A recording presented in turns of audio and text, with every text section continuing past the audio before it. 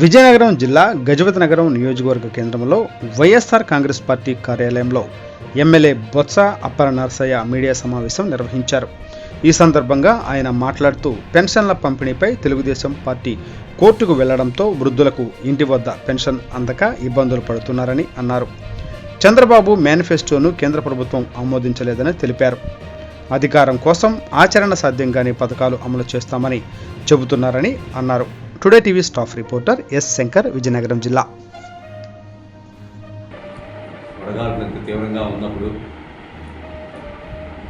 బ్యాంకులకి వెళ్ళి తీసుకోవాలంటే ఎంత ఇబ్బంది పడి తీసుకోవాలి. ఏదైతే కూటమి ఉందో,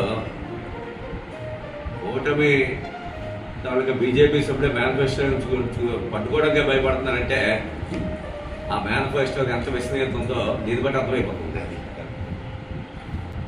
అంటే ఆ మేనిఫెస్టోని బీజేపీ ప్రభుత్వం కూడా ఆమోదించలేదు అంటే ఇంకా ప్రజలు దాన్ని ఎలా నమ్ముతారు? ముగ్గురు కలిసి పోటీ చేసినప్పుడు ముగ్గురు కలిసి దాన్ని ఆమోదించాలి ఏదో మేనిఫెస్టో. కానీ అలాంటి పరిస్థితి ఈరోజు చంద్రబాబు నాయుడు ఉందంటే చంద్రబాబు నాయుడుకి విశ్వనీయత లేదు. మా నవరత్నాల కార్యక్రమాలు అమలు చేసినప్పుడు ఇవన్నీ ఇచ్చేస్తే ఈ రాష్ట్రం ఏమో శ్రీలంక అయిపోద్ది, అద్భుతంగా ఏమో రాష్ట్రం నడుపుతున్నారు. ఏ విధంగా చంద్రబాబు నాయుడు ఇవన్నీ కూడా ఈ రాష్ట్రానికి అందిస్తే చెప్పాలండి. ఇదిగో నేనేమో రాష్ట్ర బడ్జెట్ 2 లక్షల కోట్లు ఇవన్నీ కలిసి నాకు ఎంత ఉందని చెప్పే పరిస్థితి ఉందా?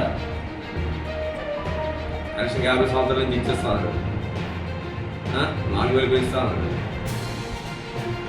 రైతేమో మళ్ళీ రాష్ట్ర కోట్లు మాట్లాడతారు. అంటే ఆచరణగా హామీలు ఇచ్చి గద్దెనెక్కాలని ఆలోచన చంద్రబాబు నాయుడు. ఏదైతే సాధ్యం అవుతుందో రాష్ట్ర బడ్జెట్ లోబడి హామీలు ఇచ్చిన నాయకుడు జగన్మోహన్ రెడ్డి గారు.